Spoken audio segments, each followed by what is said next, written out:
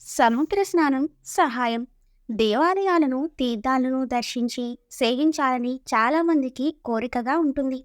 ఈనాటికి చాలామంది పుణ్యనది స్నానం కొరకు మహాబాకం, కుంభమేళా వంటి ఉత్సవాలకు వేల సంఖ్యలో వస్తుంటారు. తీర్థ స్నానం వల్ల మన పాపములు తొలగి మనసుకు శాంతి చేకూరుతుంది. కేవలం సముద్ర దర్శనమే మహాపుణ్యం. సాధారణ రోజులలో సముద్ర స్నానం చేయరాదు. అది కేవలం అమావాస్య, పౌర్ణమి, గ్రహణాల వంటి రోజులలో మాత్రమే చేయాలి. కానీ రామేశ్వరం, తిరుపుల్లని, వేదారణ్యం, ధనుష్కోటి వంటి క్షేత్రములలో సంవత్సరంలో ఎప్పుడైనా సముద్ర స్నానం చేసి పుణ్యం ఆర్జించవచ్చు. ఒకసారి కంచి పరమాచార్య స్వామి వారు తమిళనాడు మొత్తంగా విజయయాత్ర చేస్తున్నారు. ఆడి అంటే ఆషాఢం అమావాస్య దగ్గర పడుతుండటంతో వేదారణ్యంలో సముద్ర స్నానం చేయాలని ప్రణాళిక వేశారు. కారణం లేకుండా శ్రీరాముడు ఒక్క మాట కూడా మాట్లాడాడు అని ప్రతీతి. అలాగే సన్యాసులు కూడా అక్కరలేని విషయాలను మాట్లాడడం, నిష్ఫలపమైన పనులు చేయడం అన్నది వారి వద్ద ఉండదు. మహాస్వామి వారు వేదారణ్యం చేరే దారిలో కొన్ని ఊళ్ళల్లో మకాం చేస్తూ యాత్ర సాగిస్తున్నారు. అలా ఒక ఊరిలో ఆకలిగొన్న వ్యక్తి ఒకరు స్వామి దర్శనానికి వచ్చాడు.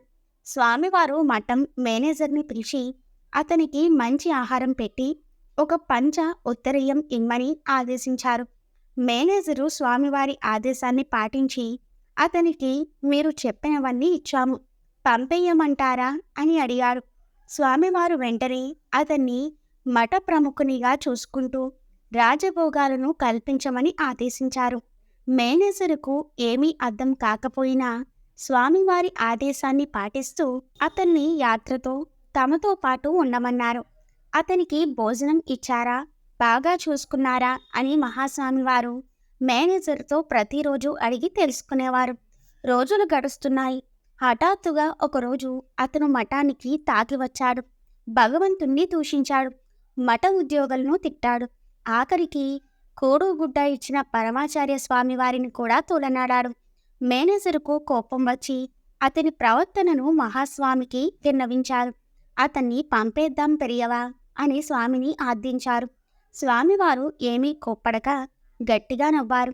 స్వామి, అతన్ని పంపేయనా అని మేనేజరు మరలా అడిగాడు. కానీ స్వామివారు అందుకు ఒప్పుకోలేదు. ఆ రోజు ఆడి అమావాస్య.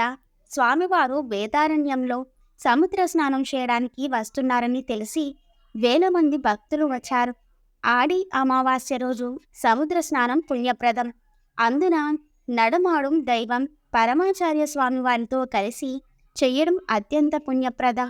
దాంతో తీరమంతా లక్షలాది మంది భక్తులతో నిండిపోయింది. భక్తితో ఎంతో మంది వృద్ధ మహిళలు కూడా తీరం వెంబడి నిల్చున్నారు. పరమాచార్య స్వామి వారు సముద్రం దగ్గరకు వచ్చారు. అందరూ స్వామివారికి నమస్కరించగా స్వామివారు సముద్రంలోకి నడిచారు. స్వామివారిని అనుసరిస్తూ అక్కడున్న వృద్ధ మహిళలతో పాటు అందరూ లోపలికి నడిచారు. అంతే, ఒక్కసారిగా వచ్చిన ప్రచండమైన అలల తాకిడికి ఆ వృద్ధ మహిళలు కొంతమంది సముద్రంలోకి కొట్టుకుని పోయారు. అందరూ ఏం చేయాలో పాలుపోక చేష్టలుడిగి నిల్చున్నారు. అంతటి భయంకరమైన అలలను కూడా లెక్క చేయకుండా ఒక వ్యక్తి వెంటనే సముద్రంలోకి దూకి ఆ ఆడవారిని ఒడ్డుకులాగి రక్షించాడు. ఆ వ్యక్తి మరెవరో కాదు, మఠంలో అందరినీ ఇబ్బందులు పెడుతున్న ఆ తాగుబోతు. ఈ సంఘటనను చూడగానే మహాస్వామి వారు మేనేజరు వంక తిరిగి ఒక చిరునవ్వు నవ్వారు. మేనేజరు పరుగున వచ్చి స్వామివారి పాదాలపై పడ్డాడు. సన్యాసులు భవిష్యత్తును దర్శించగల దీర్ఘదర్శులు. వారు చేసే ప్రతి క్రియలో కొన్ని వేల కారణాలు, నిజాలు ఉంటాయి. మనం వాటిని లోతుగా పరిశీలిస్తేనే వారి పూర్ణ అనుగ్రహాన్ని పొందగలం.